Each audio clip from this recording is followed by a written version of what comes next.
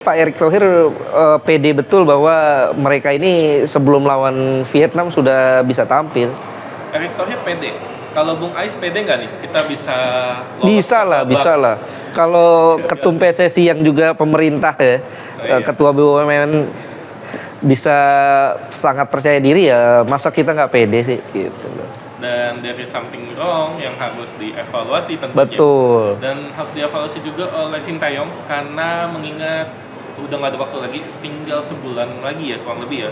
Sebulan lebih kita akan menghadapi kualifikasi Piala Dunia 2026. Iya. Mana kita sudah ditunggu Vietnam ya. Vietnam, Filipina dan Irak ya. Filipina dan Irak.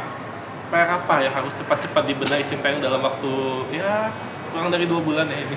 Ya kalau gue sih percaya ya, setelah Piala Asia ini dapat pengalaman luar biasa menghadapi Jepang, menghadapi Australia. Rankingnya jauh. Pengalaman luar biasa lah. Paling tidak pemain-pemain lebih pede sehingga saat nanti ketemu Irak lagi percaya dirinya udah terbentuk, apalagi nanti kan mainnya di GBK kemungkinan. Dan lawan Vietnam ada lawan di GBK dari 4 pertandingan sisa itu 3 kali di kandang. Di home. Paling enggak dapatlah kita lawan Vietnam dan lawan Filipina ya. Kalau lawan Irak ya mudah-mudahan minimal seri dah gitu. Nah, dan juga ditambah lagi dijadwalkan kan pemain-pemain naturalisasi kita selesai nih.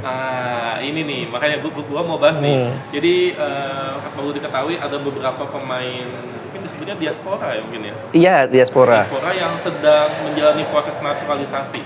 Siapa aja dan ada 5 ya. Ada 5. Yang sudah tinggal sedikit lagi ya, selangkah lagi ya, ini Jai Ijes, Venezia ya, dan Nathan Choaon ya, Swansea, Nathan ya. Dan 2 ini kan tinggal disumpah kan. Oh, 2 ini berarti tinggal ambil sumpah. Harusnya sih sebelum Piala Asia, tapi karena nggak dapat izin dari klub sampai sekarang masih belum sumpah kan. Apakah nanti kualifikasi Piala Dunia Maret ya? Masih keburu lah, bisa lah.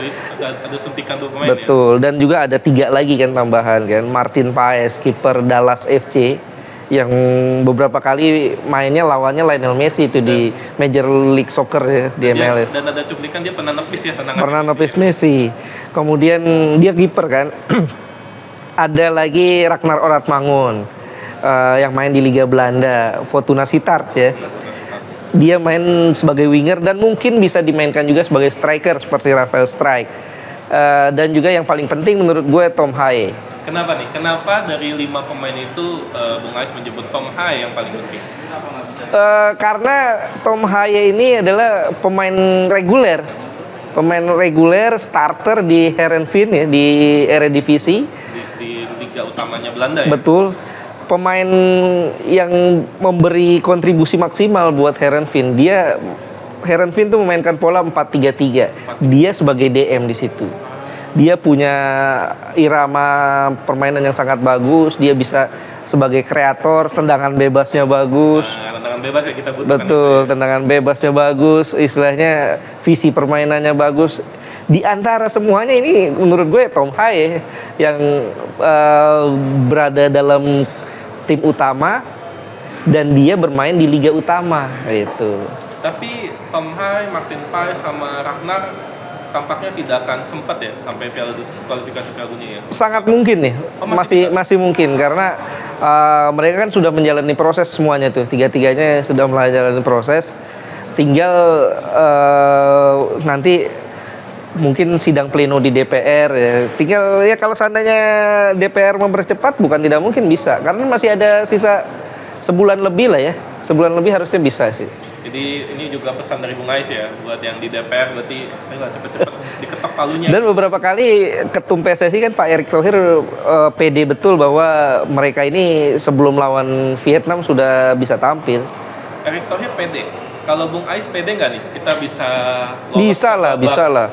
Kalau ketum PSSI yang juga pemerintah ya, ketua BUMN bisa sangat percaya diri ya, masa kita nggak pede sih. Kita melawan Vietnam, Irak dan kita ketemu Vietnam dulu ya? Vietnam 2 kali dulu. Vietnam main di GBK dulu, kemudian main di Hanoi, baru setelah itu kita lawan Irak dan Filipina. Di Maret itu Vietnam aja kan? Yang Di Maret Vietnam doang, Vietnam aja. 2 kali lawan Vietnam. berarti wajib 6 poin ya? Wajib 6 poin. Wajib 6 poin. Kalau 6 poin berarti kita membuka kesempatan lolos ke babak ketiga. Babak ketiga. Kalau feeling gue sih bisa lah kalau ke babak ketiga tuh. Kemarin kenapa kita 2 kali lawan di match 1 dan 2 tidak maksimal ya, persiapannya belum matang ya. Persiapannya belum matang, kemudian juga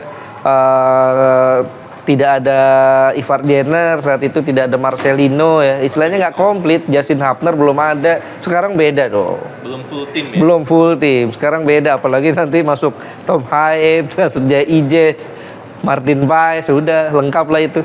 Jadi perlu dicatat Bung Ais kembali udah kasih cenayang nih dikit-dikit prediksi lolos ya kita. Lolos, insya Allah. Dicatat ya. Minimal paling nggak kita dapat 10 poin lah. 10 poin berarti 3 menang dari 3 menang dari Vietnam, dan Filipina berarti. 2 kali Vietnam dan kali Filipina. Iraknya seri berarti ya. Iraknya kalah kita. Oh iya, Tetap kalah 10. Ya, kita tunggu aja hasilnya gimana. Karena sebenarnya Sintayong agendanya bukan cuma itu. Bukan cuma itu. Agendanya juga ada U23. U23 2024. Di mana kerangka timnya dulu deh. Kerangka timnya seperti apa? Apakah itu masuk agenda FIFA Matchday kan? Enggak masuk. Artinya pemain-pemain yang ada, yang pemain abroad itu bagaimana itu nanti? Nah, yang prinsipnya begini. Kompetisi-kompetisi kelompok umur itu tidak ada yang terdaftar sebagai FIFA Matchday. Artinya Piala Asia U23 juga bukan FIFA Matchday. Dan kalau begitu klub-klub yang ada di luar negeri terutama ya bisa punya hak untuk tidak memberikan izin. Nah, itu masalahnya ya. Itu kalau jadi masalah itu. Sementara kalau klub di dalam negeri ya bisa dilobi lah. Mungkin dengan liganya diberhentikan dulu atau apa. Nah, kalau di luar negeri agak berat. Nah, ini yang menurut gue agak tanda tanya lah, abu-abu nasib kita. Apakah mungkin ada lobby-lobby khusus kah yang Pasti. Informal? Pasti. Secara informal. Pasti ada ya. Mungkin kalau Pratama Arhan masih bisa ya. Karena di Korea kan mungkin ada kedekatan antara Sintayong dan pelatih Suwon ya. Kalau Asnawi? Kalau Asnawi dia main di ini ya di Thaiport kan. Iya, baru saja pindah ya. Di Thailand ya, masih masuk. Asnawi udah nggak bisa, bukan U23. Usianya 24 tahun. Sebentar, berarti yang kemungkinan dari tim Piala Asia ini yang main siapa? Pratama, Marcelino, Justin, Ivar, Hernando kiper masih. Terus Rafael Strike. Iya. Oke, Yakob Sayuri udah usianya ya, udah overage ya. Udah overage. Yakob Sayuri itu 26 tahun. Kita berandai-andai deh. Kalau misalnya ada Hoki Caraka juga. Hoki Caraka, ya betul. Ada sekitar 7 sampai 8 pemain lah yang bisa main. Oke, ini kita berandai-andai. Seandainya para pemain abroad ini tidak diizinkan, kira-kira siapa yang akan memperkuat tim ini? Nah, itu yang berat. Karena kalau hoki mungkin bisa ya, Hoki Caraka karena main di Liga 1. Kan sekarang ada Rafael Strike, terutama dua Ivar Diener, Elkan Bagot dan Justin Hapner, ini yang paling penting tuh. Nah, kalau tidak ada mereka agak berat sih. Mungkin sisa Rizky Ridho ya di pertahanan. Rizky Ridho ya agak berat sih. Oke, gue langsung tembak aja. Target dari PSSI berarti 8 besar, perempat final. Lolos dari grup ya? Iya. Kita ketemu dengan Australia, Jordania dan Qatar, tuan rumah Qatar. Tuan rumah Qatar. Iya. Tuan rumah Qatar. Realistiskah kita bisa masuk 8 besar? Kalau PSSI bisa mengumpulkan pemain-pemain komplit, artinya yang abroad juga bisa datang semua, full tim ya? Full tim, insya Allah bisa bersaing. Insya Allah bisa bersaing. Karena ini kan kelompok umur ya. Kelompok umur U23 bisa, insya Allah bisa bersaing. Karena Vietnam aja sampai runner-up ya Vietnam ya? Iya, bisa bersaing. Tapi kalau PSSI tidak bisa mengumpulkan full tim, agak berat.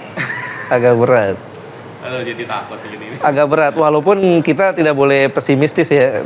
Kita tetap, gue sih realistis lah, agak berat kalau kita tidak full tim. Gue mau sedikit, mungkin masih kejauhan ya, ini masih April kan ya sebenarnya, tapi sedikit aja. peta kekuatannya kita ketemu Australia, Qatar, dan Jordan. Jordania. Itu gimana? Apakah ini grup neraka kah buat Indonesia? Grup neraka iya. Oh iya ya. Iya, karena ada tuan rumah di situ. Oh iya, satu Qatar. betul. Qatar, ada Australia di situ, ada Jordania di situ. 3 negara yang cukup kuat di Asia ya. Tapi ini kan masalahnya kelompok umur. Apapun bisa terjadi. Apapun bisa terjadi. Artinya secara tim, secara kualitas individu kan belum terbentuk 100% kan kalau kelompok umur tuh. Sehingga peluang kita untuk bisa lolos 50-50. Syaratnya itu kita mesti komplit. Full tim. Full tim. Kalau nggak full tim ya agak berat lah. Kita kasih kesempatan Sintayong untuk pegang timnas 2 tahun ke depan atau 3 tahun ke depan ya. 2 sampai 3 tahun. 2 sampai 3 tahun ke depan. Tapi dengan beberapa target. Misalnya juara Piala AFF. Oh iya. Meloloskan Indonesia ke putaran 3 misalnya. Setidaknya ya. Setidaknya putaran 3 Piala Dunia ya.